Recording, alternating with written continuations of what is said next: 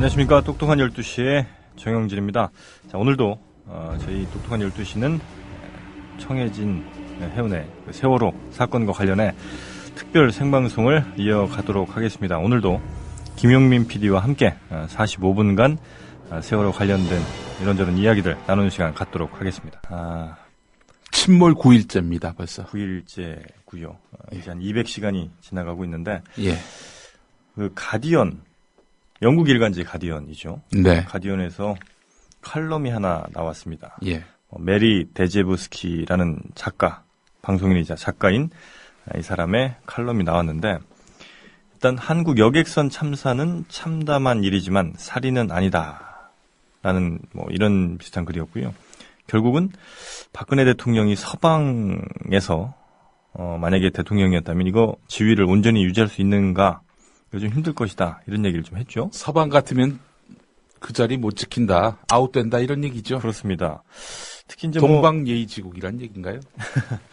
그 박근혜 대통령이 마치 그 제3자의 입장에서 사실 이번 사건에 어떻게 보면 최종 책임자라고 하면 박근혜 대통령일 수도 있는데 마치 자신은 이 사건에서 한 발 떨어진 사람인 것처럼 그래서 남을 질책하고 있어요. 정부와 지 잘못 사고 안 하고 말이죠. 맞습니다. 그 잘못에 대해서 당연히 책임을 최종적으로 져야 될 사람인데 마치 무슨 평론가인 양, 제3자인 양. 유체이탈을 하고 있어요. 예, 유체이탈하면 이명박이었는데 이 박근혜 대통령이 한 발 더 요즘 나가고 있는 듯한. 그래서 자신의 잘못은 전혀 없고 자신은 고귀한데, 마치 그 정부의 여러 그 일 못하는 사람들, 관료들이. 그 저질 참모들 때문에 예. 박근혜도 속았다. 이거 아니에요, 한마디로. 그런 것 같습니다. 보수 언론 논조도 그러하고요. 예, 특히 선원들에 대한 아주 이른바 초반에 아마 우리 김영민 PD가 말씀하셨던 그 마녀사냥 같은 게 네. 특히나 그 조선일보라든지 몇몇 그 언론사들에게서 아주 이 선원들의 일거수일투족을 모두 다 지금 비난을 하면서 마치 그 선원들이 모든 잘못을 다 저질렀고 아주 선원들에 대한 사형 이런 얘기까지 계속 지금 나오고 있는 것 같은데 네. 그래서 이제 그 가디언에서 비판한 내용도 바로 그런 거였습니다. 물론 선원들의 잘못이 있을 수 있는 것이지만 그렇다고 해도 이런 사건을 두고 과연 선원들에게 사형이라는 딱지를 붙일 수가 있는 거냐? 책임 있는 모든 사람들에게 민형사상 책임을 묻겠다고 한 것도 이거 시의적절하지 않다. 아주 네. 감정적인 발언이다. 예. 이런 비판을 했던 것이죠. 한마디로 얘기해서 나는 책임 없다. 네. 이 밑에 저질 참모 때문에 될 일도 안 됐다. 이런 얘기죠. 꼬리 자르기고. 네. 이건 선거용 멘트라고밖에 볼 수 없습니다. 김장수 국가안보실장 청와대. 네. 이 양반 멘트도 아주 기가 막힙니다. 무슨 이야기를 했냐면은 국가안보실은 재난 컨트롤 타워가 아니다. 이렇게 말을 했습니다. 그랬죠. 국가안보실 산하의 위기관리센터가 사건 초기부터 컨트롤 타워 역할을 제대로 못했다. 이런 지적이 나오니까 네. 여기에 대해서 이제 해명을 내놓은 겁니다. 나한테 책임을 묻지 말아달라. 자, 그런데 말이죠. 네. 참사 직후에 청와대는 김장수 실장이 위기관리센터에서 사고와 구조 현황을 파악하는 등 필요한 조치를 취하고 있으며 관련 상황을 즉시 대통령에게 보고하고 있다 이렇게 밝혔습니다. 이게 민 대변인이 얘기했던 거 아니에요? 그러니까 그렇죠. 세월호 사고 직후에 박근혜 대통령이 김 실장으로부터 한 입으로 두말하는 거예요. 한마디로 얘기해서. 그렇습니다. 이제 와서 배에서 뛰어내리겠다 이제 이런 얘기 같은데 글쎄 하여튼 이 정부의 수장이 그렇다 보니까 정부에 있는 사람들도 다 이렇게 자기 책임은 안 지려고 하는 이런 모습들도 보여주는 게 아닌가. 예, 물론 선원들 잘못했고 선장도 잘못했고 이런 선원 선장 제대로 관리 감독하지 않았던 해양수산부 해경 그리고 또 이 선박 관리 감독을 하는 한국 선원인가요? 한국 선원. 네. 예. 여기도 문제고요. 그런데 이 사람들 이 실무자들만 잘못했고 대통령은 아무 잘못 없다? 이거 다른 사람한테 물어볼 거 없습니다. 제가 말할 자격도 없고요. 네. 언론인들 말할 자격 없고 우리 실종자 가족, 유가족들한테 물어보면 됩니다. 정부가 이런 말할 자격이 있는지, 대통령이 이런 말할 자격이 있는지. 그렇습니다. 일단 사과부터 사과로 끝날 문제가 아니라 이건 정말로 책임을 져야 될 문제가 좀 있는 건데.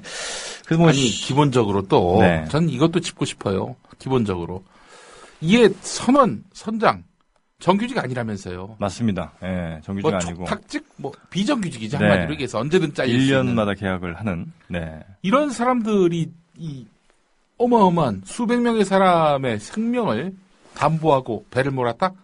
이 자체가 이거 엽기 아닙니까? 그렇습니다. 그 정도 책임을 지웠으면 그 정도에 합당한 대우를 하는 것도 사실은 맞는 것인데. 아, 그렇죠. 당연하죠. 사실 왜 정규직을 쓰려고 합니까? 책임을 지우기 위해서 정규직을 쓰는 거지 그 사람한테 잘해주려고 특혜를 베풀려고 정규직 시키는 거 아니거든요. 네. 이를테면은 뭐 방송사의 예를 들어보자면은 방송사 기자들 비정규직 없습니다. 거의 예. 뭐 있는 데도 있죠. 근데 거의 이제 다 정규직이죠. 예. 지상파 같은 경우 비정규직 없죠. 기자를 두지 예. 않는 이유가 뭐겠어요? 그 기자한테 기사에 무한한 대한 책임감을 지우기 위한 겁니다. 마찬가지예요. 선장이 정규직이어야 하고 확실한 신분이 보장돼야 이 양반이 무한 책임을 질 수 있는 거 아니겠습니까? 네. 그런데 이렇게 비정규직 갖다 앉혀놓고 이 비정규직을 조장한 사회가 어떤 사회입니까? 이명박근혜 정권 아닙니까? 그렇습니다. 물론 이제 노무현 정권 때는 뭐 그와 무관하다. 뭐 그때는 다 정규직화하려 했다.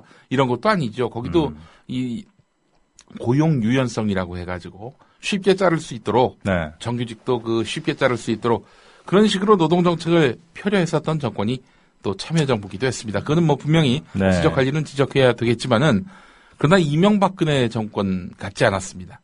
모든 분야의 비정규직화. 그러니까 그렇죠. 자기네들 일자리 얘기하잖아요. 4대강 사업하면서 하루 와서 일한 것도 일자리라고 계산했던 이런 참 무지막지한 정권이었습니다.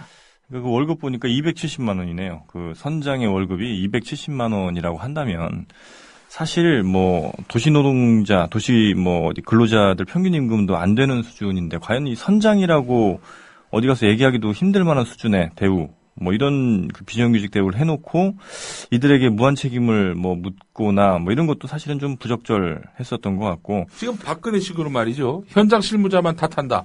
현장 실무자 감옥 보내든지 뭐 벌금 때리든지 그 자리를 잃게 한다든지 뭐 그런 식으로 해서 내쫓는다고 치죠. 네. 그 다음 자리에 또 다른 비정규직이 와서 할 때 그렇습니다. 그때는 안전이 담보되느냐. 여기에 답을 할 수 있어야 합니다. 대통령이라면. 그리고 뭐 안전교육에도 뭐 1년에 한 50몇만 원 정도밖에 안 쓰게 했다는데 이런 것들도 어떻게 보면 전체적인 우리 그 고용 문화, 그러니까 안전이라든지 뭐 직무 안전 관련돼서는 우리가 굉장히 그 교육 같은 거 소홀히 하는데 이런 것들도 다 어떤 뭐 말씀하신 것과 같은 그 비정규직 문화 뭐 이런 것들과 연관돼 있지 않나. 그래서 뭐 여기 항해사와 기관장 급여가 다 200만 원 밑입니다. 170에서 200만 원 수준.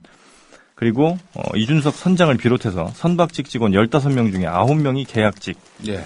이러면 뭐 부실을 안고 갔던 거죠. 뭐 물론 배에도 문제가 있었습니다만 이런 그 직원 고용에서도 어떤 문제를 계속해서 안고 갔었던 거고 이런 문제의 가장 근원점, 이런 문제가 가장 심해진 이유 이런 것들을 따지고 올라가면 결국은 이번 정부 뭐 책임이 없는 정부는 없겠습니다만 특히 뭐 이명박근혜 정부의 책임이 굉장히 클 수밖에 없다.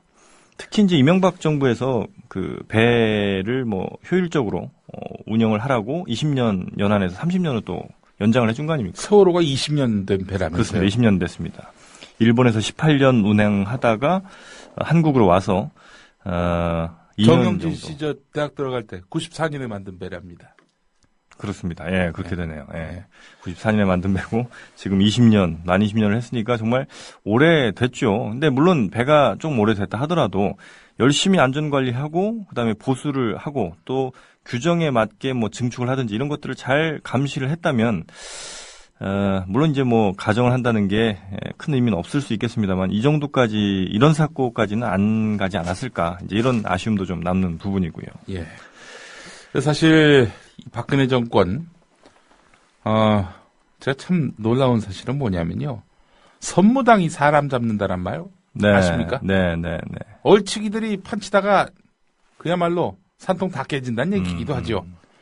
이 저 규제 혁파 강조했습니다. 예, 손톱 밑 가시라느니 원수 암덩어리라느니 그런 걸로 해서 이런저런 규제 다 없애려고 했잖아요. 네. 심지어는 선장의 안전점검 책임도 면제 줬다는 겁니다. 오늘 한겨레 경향신문을 보니까 말이죠. 해운 업계, 네. 업자들의 요구를 수용해서 이런 각종 이 해양 안전 규제를 완화시켜줬다는 거죠. 규제라는 게 뭐 늘 우리가 강조하지만 물론 필요 없는 규제도 있을 수 있겠죠. 시대가 발달해 가고 예. 발전해 가고 또 아울러 뭐 장비나 인력 이런 것들이 효율적으로 운영되다 보면은 그렇죠. 과거에 있었던 규제긴 하지만 지금에는 별 필요 없는 거 이런 거 그렇습니다. 없앨 수 있는 겁니다. 네. 그러나 안전에 관한 것들은 네. 이 규제가 왜 생겼는지에 대한 아주 구체적인 통찰이 있고 난 다음에 없앨지 말지를 결정해야 되는데 지금 이 부처별로 네. 규제를 얼마나 없앴는데 이걸 실적 경쟁한다고 하잖아요. 그러면 뭐부터 손대겠습니까? 안전 규제예요. 해도 그만 안 해도 그만이라고 생각되는 그렇죠. 안전 규제부터 손을 댈 수밖에 없는 거고 그거부터 없애다 보면은 결국 승객들은 이 불특정 다수는 어마어마한 위험에 처할 수밖에 없는 겁니다. 네, 이런 사고들이 과연 몇 번이 더 나야 이런 뭐 규제를 무차별적으로 없애는 일들이 사라질지. 특히 한두 달 전쯤에 정말 정점을 찍었었죠. 그때 뭐 규제 없앤다. 네. 뭐 박근혜 대통령이 그 연두 기자회견하면서부터 뭐 규제 혁파 얘기를 계속해서 하면서 한두 달 정도를 정말 뭐 전 부처가 규제 없애는데 어떻게 하면 빨리 없앨 것인가. 개수까지 정해서 몇 프로 이하로 없애자. 뭐 이런 얘기까지 했을 정도니까. 무식한 거 아닙니까? 아니 개수를 정해가지고. 그렇습니다.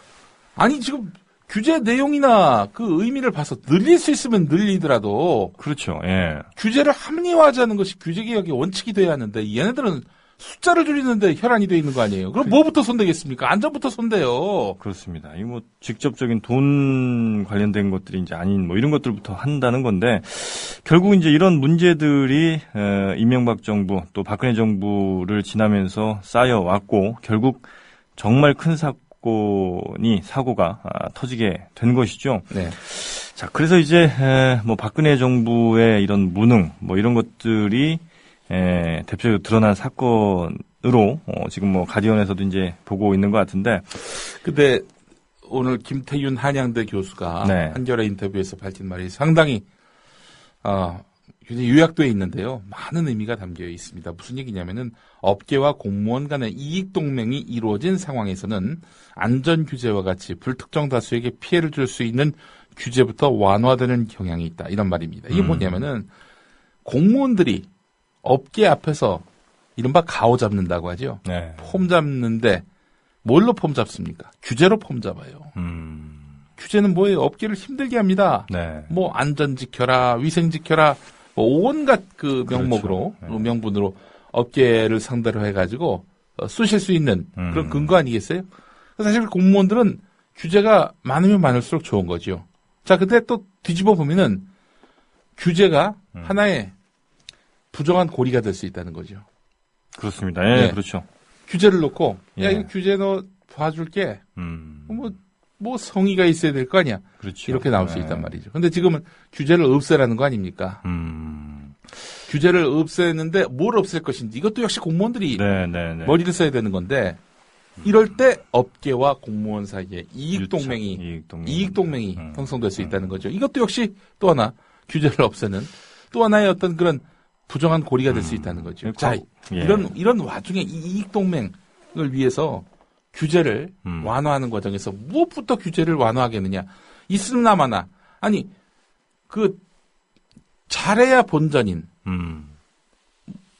나중에 사고가 나야 문제가 될 수 있는 안전 규제부터 평소에는 그 존재 가치를 잘 모를 이 안전 규제부터 손을 댈 수밖에 없다는 거죠. 구명보트가 몇 개가 장착이 돼 있는지 그게 잘 풀리는지 이런 것들은 뭐 사실 평소에는 볼 일도 없을 뿐더러 뭐 누가 관심을 그렇게 갖는 부분도 아니다 보니까 그렇죠. 그런 안전 문제부터 뭐 연 1회 이상 이 심사를 하도록 의무화되어 있는 거를 연 1회 이상이 아니라 연 1회로 줄여주는 뭐 이런 식의 규제 완화. 이렇게 돼가지고 이런 안전 규제가 풀리는 순간 이때부터는 결국 그 피해가 불특정 다수 국민들에게 돌아갈 수밖에 없다는 겁니다. 그런 뭐 제도적인 것도 있고 지금 보니까 그 해수부 간부들 했던 사람들 고위 공무원들 했던 사람들이 다 이쪽으로 가 있더만요. 일단 뭐 해운회사라든지 아니면 뭐 해운협회라든지 이런 데 이제 다 포진들을 하고 있고 당연히 그 과거 모시던 우리 상관의 말씀 그리고 이제 상관들도 역시 뭐 밑에 있는 데에서 계속 뭐 공무원들한테 이제 계속 뭘 받고 또 주고 뭐 이런 것도 이제 오고 가고 하다 보니까 이런 인적인 문제 이런 것도 구조적으로 분명히 좀 있는 것 같고요. 그래서 이번 사고 계속해서 이제 뭐 여러 언론들이 이런 구조적인 문제 제기를 하고 있습니다만 이제 언론들이 어떤 문제들을 제기하는지 이제 제가 전체적으로 그냥 대략 이렇게 좀 한번 살펴봤는데 어떤 기사들이 많은가 보니까 조선일보는 상당히 그 감정적인 그리고 사연 위주의 기사들이 상당히 좀 많더라고요. 그러니까 뭐 어떤 뭐 피해자, 어떤 실종자는 뭐 이런 사연이 있었다. 뭐 어떤 뭐 슬픈 가슴 아픈 사연이 뭐 있었다. 이런 것도 물론 필요한 얘기긴 합니다만 그리고 반면에 뭐 한겨레라든지 경향 뭐 이런 쪽 신문들은 되게 그 어떤 사고의 원인을 좀 더 다각적으로 살펴보는 이런 기사들이 비율적으로 좀 더 많은 것으로 지금 이 첫 화면, 그러니까 메인 페이지만 보셔도 대충 그 비교가 좀 될 수 있을 겁니다. 지금 언론들이 말이죠. 지금 유병언, 네, 전 세무그룹 회장, 예, 뭐 사실상 이 저 청해진 해운의 실질적 오너로 예. 알려져 있는 인물이죠. 이 사람하고 이른바 해피야, 해수부 마피아, 예, 이런 사람들만 집중적으로 문제 삼고 있고요. 아울러서 현장에서 이루어지고 있는 뭐 이런 안타까운 사연들 또는 현장에서 도와주고 계시는 분들 참 귀한 일 하시는 거예요. 네. 이분들의 역할에 대해서 폄하할 마음 초도 없고요. 네. 우리가 못한 일을 또 대신해 주시는 참 고마운 분들이다라는 점은 그렇습니다만은 이런 뉴스로 뒤덮이는 순간 박근혜 대통령 최고 책임자의 이런 무능하고 네. 무책임한 이런 행태는 가려지게 돼 있습니다. 우리가 뉴스의 행간을 제대로 읽어야 되고요.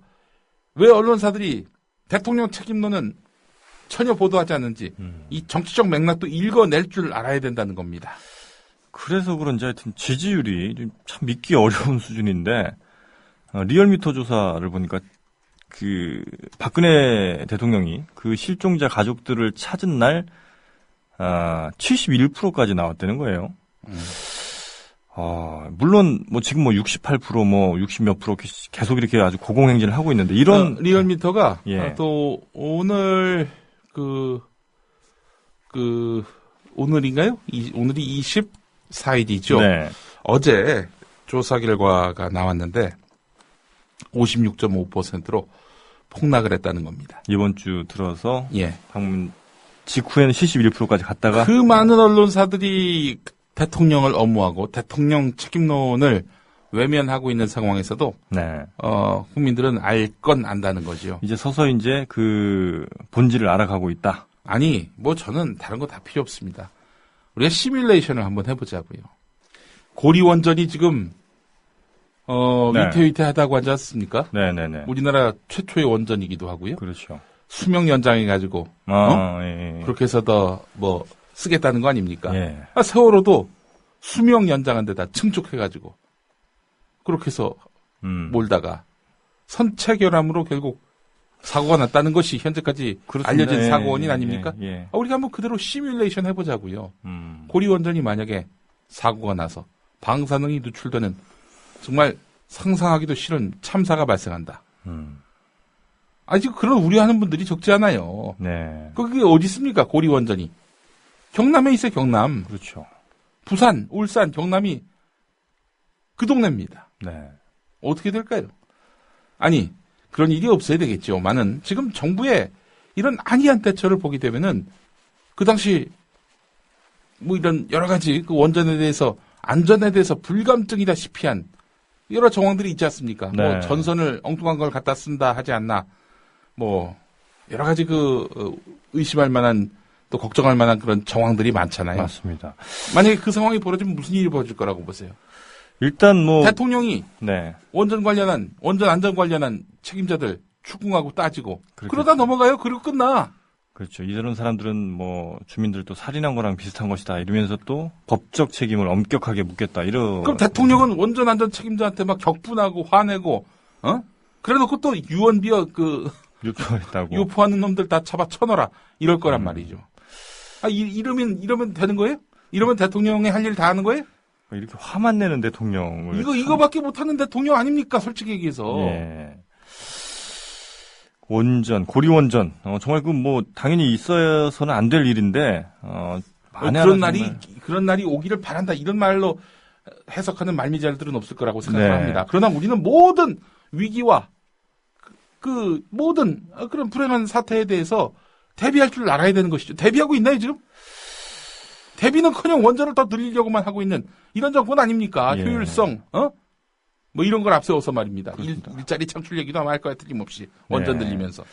그 고리원전에 지금 뭐 재가동 1호기가 재가동을 맞아서 뭐 주민을 초청해서 안전하게 뭐 운영을 하겠다 이제 이런 얘기를 아마 한 게 뉴스로 또 보도가 어제 된 것 같은데. 아니 해양 안전을 최우선적으로 이제 과제로 삼겠다라고 했던 네. 이주영 해양수산부 장관 그 말을 4월 15일 국회 가서 했어요. 네. 4월 16일에 무슨 일이 있었습니까? 세월호 참사가 그날 그렇죠. 있었어요. 예. 다음 날 어마어마한 전대미문의 해양 사고가 발생했어요. 말은 그렇게 하지 늘 실천에 옮겨지질 않으니 말이에요. 그럴 만한, 그러니까 어떤 뭐 안전을 책임질 만한 이런 능력들이 과연 되는 사람들이 지금 능력이 없어요. 제가 봤을 때 예. 능력이 없는 것 같아요. 그러니까 없는 사람들입니다. 이런 사람들한테 더 권력을 준다? 아니면 죽으려고 환장했습니까?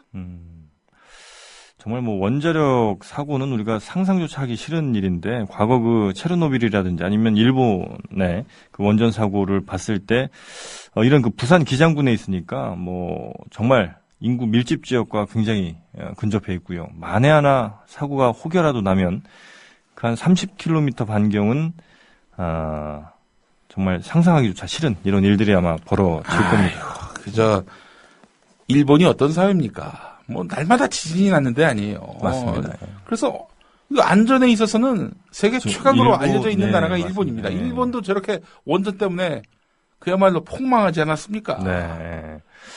우리는 사실 뭐 그런 자연재해라든지 이런 사고, 뭐 대형 사고들에 대해서 사실 굉장히 좀 불감증이 있다 싶을 정도로 이제 생각을 많이 하지 않았던 나라이기도 한데, 이런 거에 대해서 이제 계속해서 준비를 하고 해야 될 시점이 몇몇 큰 사고들이 벌어지면서 그런 걸 고칠 만한 기회들이 있었음에도 계속해서 못하고 있다가 특히나 이제 이번 아주 끔찍한 세월호 사고까지 벌어지게 됐는데 어떻게 할까요? 이제 이 세월호 사고 우리가 이제 정리를 이 사고에 대한 정리를 하고 정말로 추후에는 이런 사고가 다시는 벌어지지 않을 수 있게 또 어쨌든 뭐 대안을 마련하고 대책을 세워야 되는 거 아니겠습니까?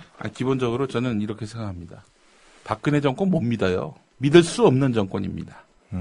그동안 공약 파기한 것만 보더라도 그건 뭐 말할 것도 없는 거고요. 이게 기본적으로 이 사람들의 그 관심이 어디 쏠려 있느냐? 정권 안보에만 쏠려 있습니다. 정권 안보. 대통령 심리 경호. 이거밖에 없어요. 지금 우리는 공주님, 여왕님을 뽑은 건 아니잖아요. 네, 우리 대통령을 뽑은 건데요. 우리나라를 대표할. 근데 지금 보세요. 지금 정부가 하는 일이 뭡니까? 특히 정부를 감시하고 권력, 기득권층에 대해서 지속적인 견제구를 날려야 될 언론들은 어떻게 하고 있어요? 같이 대통령 심리 경호에다가 그리고 체제, 정권 안보에만 치중하고 있단 말이죠. 이런 구조 속에서 그냥 국민 여러분들이 네. 이 정권, 이 정치 세력, 이 집권 세력 그냥 뭐 그대로 저도 상관없겠다 생각하면은 모든 위험은 스스로 해결해야 됩니다. 그렇지 않아요? 예, 오늘 아침에 그래서 과거에 그 유치원 아이들이 그 대형 사고를 겪었던 그 사고의 피해 부모님이 뭐 라디오 방송에서 인터뷰를 하셨더라고요. 지금은 뉴질랜드에 가 계시답니다. 뉴질랜드에 왜? 가서. 그러니까 그 사고 이후에 한국에서는 도저히 난 못 살겠다. 이런 나라에서는 도저히 난 살 자신이 없다 하면서 뉴질랜드로 이민을 가셨는데 그 사고 이후에 뉴질랜드에 가서 한 15년 정도가 지났는데 가장 잘한 일이 뉴질랜드 온 거라고 생각을 한답니다. 그래서 자신은 대한민국에서 지금도 역시 살 자신이 없고 지금도 살고 싶지가 않다. 이런 얘기를 하시는 걸 제가 봤는데 그렇게 정말 뭐 이 나라를 떠나서 그런 선택을 하실 수도 있고 아니면 뭐 또 다른 선택을 하실 수도 있을 것 같긴 한데 그렇다고 지금 뭐 박근혜 정권을 당장 뭐 무너뜨린다든지 뭐 이런 것도 사실은 뭐 가능하기는 할지 모르겠습니다만 그래서 이 정부가 그래도 뭐라도 일을 할 수 있게 우리가 압박을 하든지 뭘 해야 되지 않겠습니까? 압박하는 가장 좋은 방법은 뭐냐면요. 네. 우선적인 목표는 사과하도록 하는 거예요. 아, 내가 뭘 잘못했구나. 네. 아, 내가 통치를 참 어처구니 없이 했구나. 이걸 자인하게 만드는 거예요. 그렇게 인정하지 않으면은 그냥 넘어갑니다. 아, 이번에도 역시 위기 적당히 탈출했군. 이러면서 또 넘어가면은 또 사고 난단 말이죠. 네. 그러면 그 사람들이 그때는 어떻게 생각하느냐? 이젠 반성해야지라고 생각하겠어요? 아니면은 아, 이번에도 그때 했던 정권 위기 대처 매뉴얼대로 이렇게 실무자들 탓하고 그 사람들 털고 네. 그렇게 해서 집어쳐넣고 그리고 반발하는 야당은 또 반발하는 피해자는 종북으로 몰고 이럴 거란 말이죠. 정권 안보를 위한 매뉴얼만 돌아가요. 확실하게 이자들에 대해서 네. 엄한 추궁을 할 수 있는 그런 정치적 기회 이런 것들을 놓치지 말아야 된다는 것이 제일 중요하고요. 그러니까 그 방법이라는 게 그러면 어쨌든 언론한테 우리가 기대하기는 지금 힘든 상황인 것 같고요. 일단 정치 권력을 상대로는 선거를 통해 심판하는 수밖에 그렇죠. 없다고 저는 보고요. 언론 권력과 관련해서는 네. 교체해야 합니다. 지금 언론 권력, 네. 공중의 그 매체, 전파를 지금 15개의 매체가 독점하고 있어요. 네. 뉴스를 할 수 있는 채널이 15개라는 이야기인데요. 자, 이 15개의 이 매체들은 이제 더 이상 기대할 게 없습니다. 심지어 뭐 부동의 뉴스 특보 시청률 1위인 KBS도 시청률이 크게 떨어졌다고 합니다. 네. 이럴 때는 대한 매체를 찾는 수밖에 없어요. 대한 매체는 거짓말 안 합니다. 왜냐? 거짓말하는 매체들을 상대로 해서 저들과 맞서겠다. 라면서 나온 매체들의 귀를 기울이시면서 네. 아울러 이런 매체들이 힘을 얻을 수 있도록. 아니, 솔직히 여당이 잘못하면 야당 키워주잖아요. 그렇죠. 예. 지금 기성 매체들이 잘못했으면은 그렇지 그 매체에 대해서 항거하고 저항하는 차원에서 만든 이런 대한 매체들을 키워주고 띄워줘야 한다는 거죠. 아마 정권 바꾸는 것도 쉽지가 않지만 이 언론 바꾸는 것도 정말 쉽지 않은 아주 지난한 일일 거라는 생각은 좀 드는 게. 이 진짜 문제는 뭐냐면은 네. 심판받지 않는 권력입니다. 네, 뭐 삼성과 같은 자본 권력 그리고 그렇죠. 언론 권력. 검찰, 경찰, 국정원 같이 수사권이 있는 이자들. 네. 특히 검찰은 기소권까지 독점하고 있는 양상 아니겠습니까? 그렇죠. 예. 이 심판받지 않는 권력들이 문민 통제가 될 수 있도록 구조를 바꾸는 것도 필요합니다. 제가 이 김어준 씨가 했던 말 중에 가장 그래도 좀 명언이라고 생각하는 게 뭐냐면은 모든 스트레스의 근원이 정치에서 비롯됐다라는 겁니다. 그렇잖아요. 이번 사건은 이준석 선장 그 나쁜 놈, 때문이 아니라. 그 무책임한 승무원들, 그놈들에게만 책임을 지우기엔 우리 사회에 참 많은 문제들이 있습니다. 일단 국민들 방어 방제를 못하는 이런 무능하기 짝이 없는 정권의 실상도 그러하고요. 이 정권이 내걸었던 일자리 확대 좋지 말은 좋죠. 이런 미명 아래 비정규직이 양산되는 이런 상황. 이러다 보니 무책임한 자들이 안전 최고 책임자 자리에 이렇게 앉아가지고 배를 몰다가 승무원이 돼서 네. 방송을 하다가 그렇게 무참한 수백 명의 귀한 생명들을 잃게 만들지 않았습니까? 이 비정규직을 양산하는 것, 이 사회구조, 정치, 이 정치가 이 모든 사태의 근원이라는 점. 물론 이런 무지하고 무능하고 무책임한 이런 여당에 맞서서 야당이 제대로 된 견제도 못하고 제대로 된 그런 대안 세력이 되지 못하는 이런 현실 또한 스트레스, 정치로부터 오는 스트레스 가운데 하나겠죠. 그러니까 직접적으로 받는 그런 스트레스도 있을 것 같고 정말 말씀하신 것처럼 예를 들면 뭐 주택 문제 뭐 이런 거에 대한 스트레스가 우리 또 많이 있을 텐데 그런 것도 그렇죠. 결국은 예, 아니 부동산 값이 이렇게 치솟게 되기까지 정치의 또 책임이 분명히 있는 그렇죠. 것이고 애들 교육 문제 사교육 문제. 사교육비를 늘릴 수밖에 없도록 경쟁만 강조하다가 결국 우리 아이들을 네. 경쟁의 노예로 만들어버리고 나중에 명문대 들어가면 뭐합니까? 일배가 되는데. 그렇죠. 이 정치가 모든 그 문제의 근원이라는 점을 우리가 인식을 해야 됩니다. 선거날 투표 안 하고 어디 놀러 가는 사람들, 그리고 엉뚱한 데다 표 찍는 분들. 물론 이제 저는 이른바 잘 사는 동네에서 네. 특정 당 많이 찍잖아요. 예.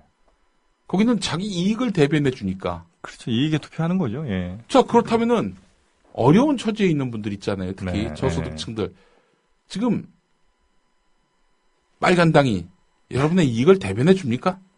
그렇게 대변해 준다면 당연히 표를 찍어야 된다고 볼 수 있는데, 아니 뭐 말은 그렇게 하죠. 거짓말이잖아요. 공약 포기하고. 이런 현실을 직시할 수 있어야 된다는 겁니다.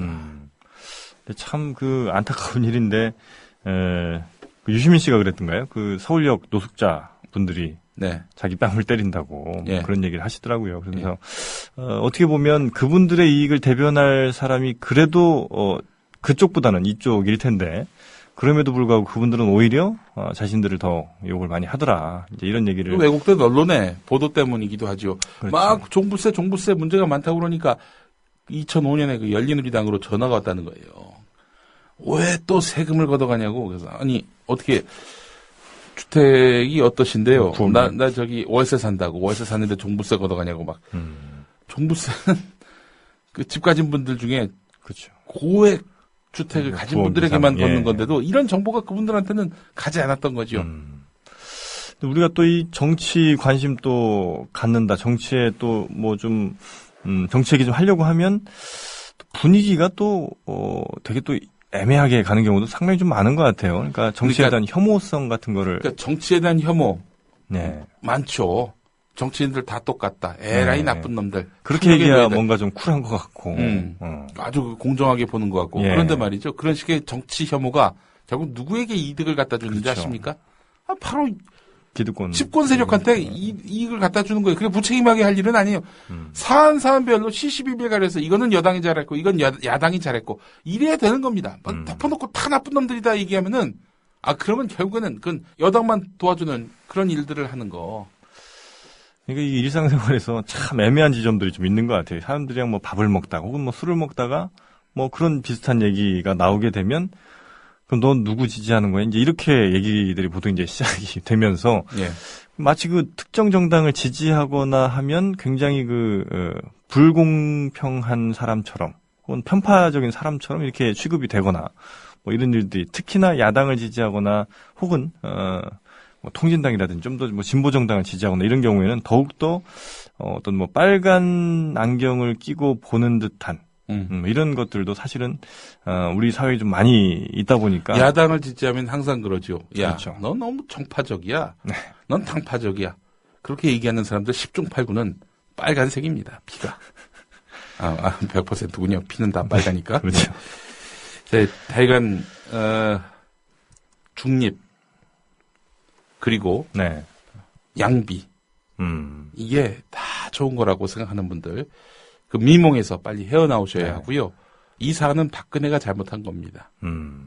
이거 뭐 김용민이가 그런 얘기하면은 저 과거에 민주당 노원갑 지역위원장이니까 저런 소리 하겠지 이렇게 생각하실 수 있겠는데 이거는 명백해요.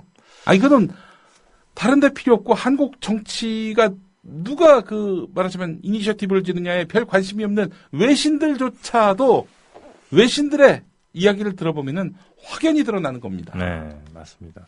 특히 뭐 아까 양비론, 양시론 말씀을 해주셨으니까 갑자기 기억이 나는데 예.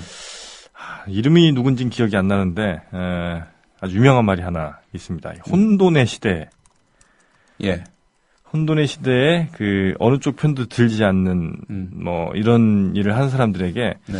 뭐 지옥의 가장 뜨거운 불자리가 예약이 돼 있다. 뭐 이런 얘기를 얼핏 들은 그렇죠. 것 같아요. 예. 예. 어떻게 보면 그 사람들이 가장 비겁하거나 아니면 말씀하신 것처럼 집권 기득권 세력의 편을 교묘하게 드는 이런 데 이용될 수 있는 거니까. 예. 물론 이런 데 문제 인식을 같이 하시면서 그렇게 생각은 네. 하지만 근데 어느 자리에 나가서 자신의 어떤 정치적 입장을 밝혔을 때 혹시 내가 이것도 불이익을 당하는구나. 따로 보이는 거 아닌가 이렇게 염려하시는 분들도 있는데요. 네. 그러시면 안 됩니다. 아니 내가 충분한 고민 끝에 내린 논리적 정치적 의사가 왜 스스로 그렇게 폄하돼야 합니까? 그거 정당한 겁니다. 올바른 겁니다. 그러니까 자신 있게 그 입장을 얘기했어요. 이번 사건 박근혜 책임입니다. 박근혜 책임이 아니라고 얘기하는 놈들, 그 놈들은 다 여당 서포터즈고요. 그리고 박근혜 정권의 중앙재난안전대책본부 엉망이다. 소속돼 있는 그런 사람들이다. 이런 인식을 가지셔야 된다라는 겁니다. 네. 하여튼 이번 사건을 확실하게 우리가 정리를 하고 이 사고의 원인이 어디 있었는지 그 근본적인 문제가 뭐였는지 이런 거를 제대로 밝혀내지 않고 넘어간다면 예. 또다시 이런 사고는 벌어질 수밖에 없는 뭐 이런 거니까요. 이번 기회에 정말 아무리 힘들고 하더라도 반드시 문제 제대로 밝혀내고 또 그 책임이 누구한테 있는 건지 그 배경엔 또 어떤 문제점들이 도사리고 있었었는지 이런 것도 확실히 좀 밝혀내고 넘어가야 될 것 같습니다. 예.